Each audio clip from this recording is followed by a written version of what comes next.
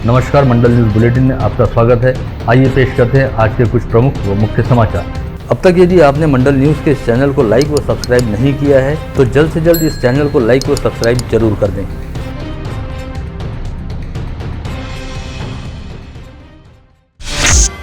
मागासवर्गीय छात्रों को छात्रवृत्ति का वितरण समय पर करने के लिए छात्रवृत्ति योजना के कार्यान्वयन में जो दिक्कतें जा रही थी उन्हें अब दूर किया जा रहा है। मागासवर्गीय छात्रों का शिक्षण प्रक्रिया में सहभाग बढ़ाने के लिए उन्हें आवश्यक सुविधाएं उपलब्ध कराने के प्रयास शुरू है। जल्द ही यह प्रक्रिया गतिमान होगी, यह आश्वासन एक दिवसीय अमरावती दौरे पर आए केंद्रीय सामाजिक न्याय मंत्री रामदास आठवले ने किया।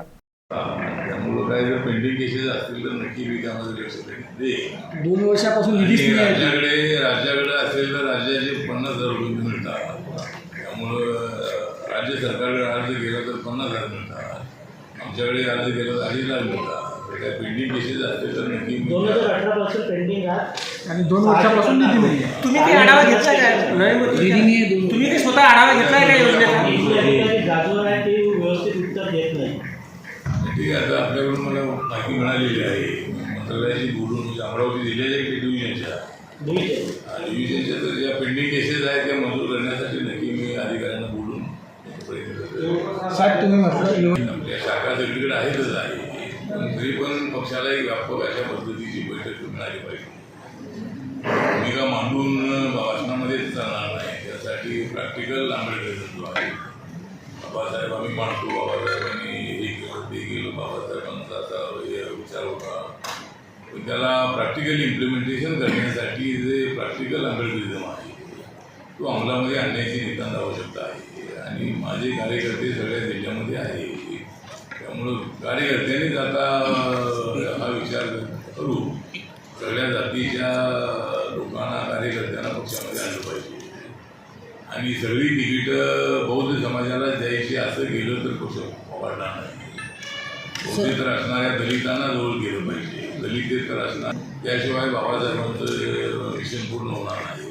अंतर्जातीय विवाह योजना को लेकर भी कार्रवाई प्रक्रिया गतिमान रहने की जानकारी उन्होंने दी। सामाजिक न्याय विभाग के अधिकारियों से चर्चा कर उन्होंने विभिन्न कामों का जायजा लिया। प्रादेशिक समाज कल्याण उपायुक्त सुनील वारे से विभिन्न योजनाओं की जानकारी लेकर छात्रों को समय पर सभी योजनाओं के लाभ देने के निर्देश भी सामाजिक न्याय मंत्री रामदास आठवले ने जारी किए हैं। कल हुई बारिश में कृषि उपज मंडी के यार्ड में रखा किसानों का सैकड़ों क्विंटल अनाज भीगकर खराब हो गया, जिसके बाद एपीएमसी में भीगे अनाज के पंचनामे कर प्रत्येक किसान को मुआवजा देने, किसानों का माल एपीएमसी के शेड में ही रखने के निर्देश पालक मंत्री एडवोकेट यशोमती ठाकुर ने दिए। उन्होंने बताया कि कृषि उपज मंडी के शेड किसानों के माल के लिए है, वहां पर यदि व्यापारियों का माल दिखा तो संबंधितों पर कार्रवाई की जाएगी। इस वक्त जिला उपनिबंधक राजेश लवेकर ने बताया कि मंडी में किसानों के माल की नुकसान भरपाई के लिए 14 करोड़ रुपए का बीमा निकाला गया है, उस माध्यम से किसानों को हुए नुकसान का मुआवजा दिया जाएगा।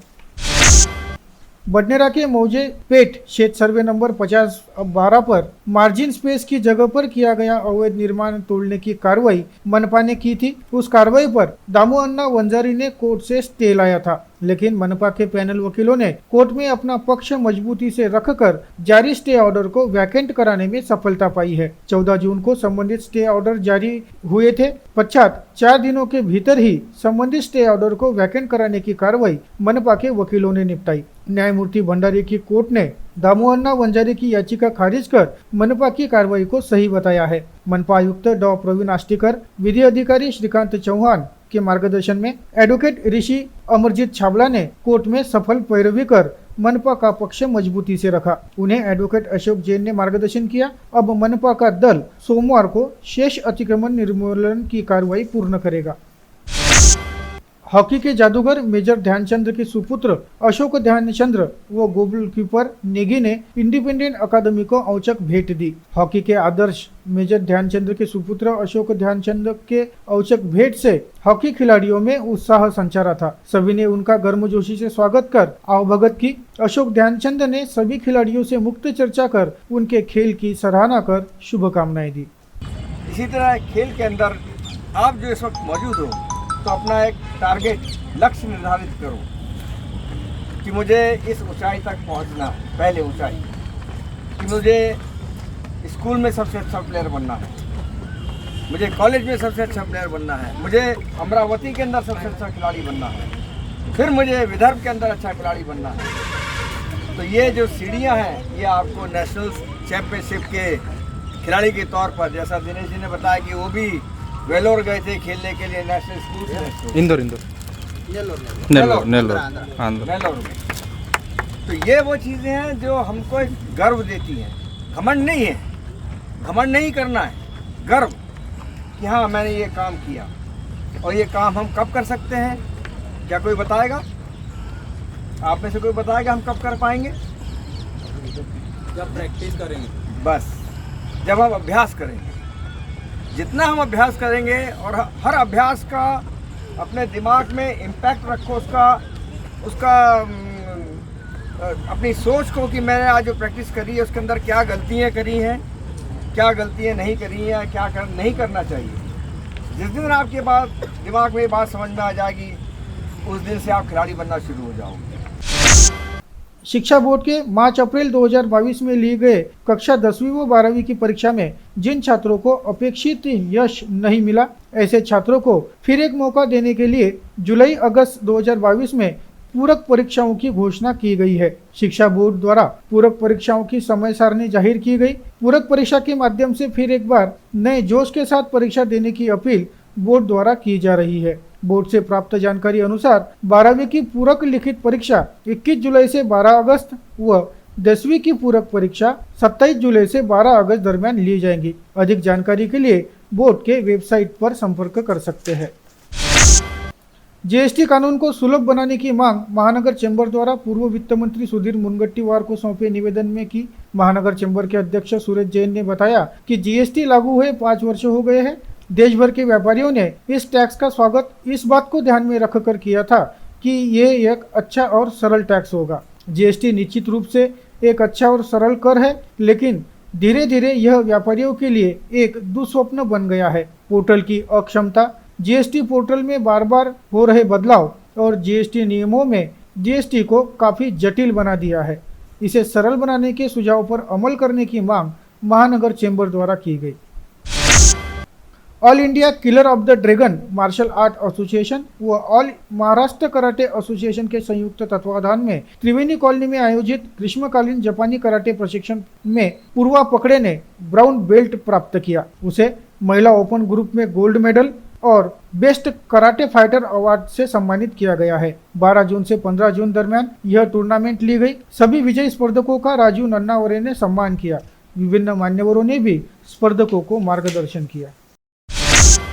शहर के ख्यातनाम व ज्येष्ठ समाजसेवी डॉक्टर गोविंद कासट के 75वें जन्म दिवस पर्व पर प्राचार्य डॉ सुभाष गवई द्वारा लिखित नाबाद 75 नामक पुस्तक का शानदार विमोचन किया गया। इस किताब में डॉक्टर गोविंद कासट के अमृत महोत्सव वर्ष निमित्त संपन्न हुए विभिन्न उपक्रमों की जानकारी का समावेश है। साथ ही डॉक्टर गोविंद कासट द्वारा किए गए सेवा कार्यों की जानकारी को भी सचित्र शामिल किया गया है। डॉक्टर गोविंद कासट मित्र मंडली द्वारा अखिल भारतीय राष्ट्रीय जैन संगठन के उपाध्यक्ष सुदर्शन गांग की अध्यक्षता में आयोजित इस कार्यक्रम में पूर्व सांसद अनंत गुड़े, पूर्व पालक मंत्री जगदीश गुप्ता, दैनिक अमरावती मंडल व मातृभूमि के संपादक तथा राजस्थानी हितकारक मंडल के अध्यक्ष अनिल अग्रवाल, दैनिक मतदार के संपादक एडवोकेट दिलीप एडतकर, दैनिक हिंदुस्तान के प्रबंध संपादक विलास मराठे, अमरावती इवनिंग की संपादिका मधु बंग बतौर प्रमुख अतिथि उपस्थित थे। सभी मान्यवरों ने डॉक्टर गोविंद कासट की अब तक की जीवन यात्रा पर प्रकाश डालकर उन्हें ढेरों बधाई दी।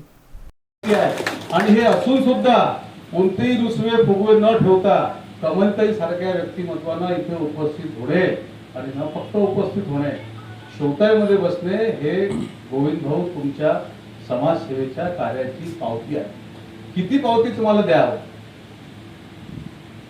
निर्विवाद अराजकीय कोणतंही पद न घेतलेला माणूस।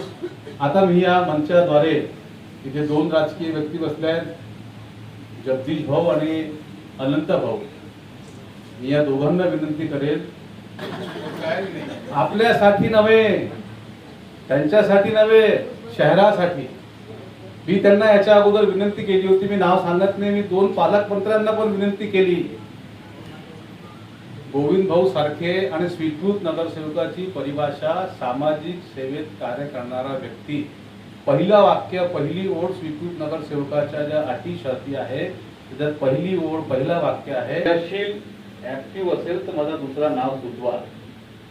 मी कुणावर आरोप प्रत्यारोप करत नाही, पण गोविंद भाऊ पेक्षा मोठा माणूस मला. आपण फक्त बातम्या छापून त्यांचं अभिनंदन करतो, आपण फक्त भाषण देऊन कौतुक करून त्यांचं अभिनंदन करतो, पण त्यांचं खरं अभिनंदन असेल त्यांना नगरसेवक म्हणून महापालिकेत पाठवा, जबरदस्ती पाठवा, शहर हट्ट म्हणून पाठवा, बाल हट्ट म्हणून पाठवा. तिथे शहरासाठी ते उत्तम कार्य करू शकतात. डच्चू लागलेला असं असेल तर दे, नाही तर पुढच्या वेळी येतो तेव्हा दे. आणि पुढच्या वेळी मुद्दाम एक दोन नवीन घोंगडीला एक दोन डच्चू वाढवून गाडगे बाबांना ते द्यायचे, हे मी स्वतः बघितलेलं आहे. हे बघायचं भाग्य लाभलेलं आहे. गाडगे बाबाला वडील लहान होतो त्यावेळी आलो, आणि अशा पद्धतीनं हे काम आपण सगळे मिळून कोणतंही काम करू शकतो या मताचा मी आहे. गोविंद कासार दोहाने में हत्ती खरीद सकता है, त्याला चारही देऊ शकतो आपण. कुठलंही काम लोकवर्गणीतून मोठं नाही आहे. सगळ्यांनी मिळून ते काम केलं तर ते काम झाल्याशिवाय राहत नाही. पुढे राहिला महानगरपालिकेत पाठवण्याचा प्रश्न. भाऊ काय तू भेज रहे, बिगड़ जाएगा ना, ये आदमी डर है भाई बिगड़ने. बरं तिथं पाठवलंही समजा, इतक्या लोकांनी ताकद लावली तर जाणं काही कठीण नाही आहे. आनंदराव गुळेंनी तर लेख लिहिला होता एकदा अग्रलेखात हिंदुस्थान होतो की तिथं गेल्यावर काय करावं लागतं हे आम्हाला समजलं पाहिजे ना. तिथे मी लोकांना रद्दीच मागत तर लोक बरं काय म्हणेल याला कुठं सांगायचं तात्पर्य आहे की जे आहे ते चांगलं आहे, त्याच्यात आपल्याला जेवढं सहकार्य करता येईल तेवढं करा. पुस्तकाचं प्रकाशन समारंभ हे ते हा खर्च आपण कमी केला तर यामध्ये कितीतरी आणखी चांगली कामं होऊ शकतात. याचा आपण सगळेजण कसा विचार करू याचा विचार करा. विधायक रवि राणा की मुश्किलें थमने का नाम नहीं ले रही है। राजापेट पुलिस ने हाल ही में मनपा आयुक्त पर स्याही फेंकने के मामले में रवि राणा को वारंट जारी किया। पुलिस का एक दल वारंट लेकर मुंबई रवाना हुआ था, लेकिन राणा की गैरहाजिरी के चलते यह पुलिस दल मुंबई से बेरंग लौट आया है। इस मामले में रवि राणा ने बताया कि वे अभी राजस्थान के दौरे पर है। 20 जून को विधान परिषद का चुनाव है। उन्हें महाविकास आघाड़ी सरकार द्वारा इस चुनाव से दूर रखने के लिए षड्यंत्र किया जा रहा है। रामचंद्र हेल्थ केयर कंपनी के global trauma and critical care अस्पताल को 10 वर्ष के लिए दी गई इमारत गैर तरीके से कब्जे में लेने के मामले में नरेंद्र बोरकर की शिकायत पर आबकारी विभाग के अधीक्षक पवन पुनकर, सूबे दूल्हे व 2 महिलाओं के खिलाफ एट्रोसिटी समेत विभिन्न धाराओं के तहत अपराध दर्ज किया गया है। राजापेट पुलिस इस मामले की जांच कर रही है।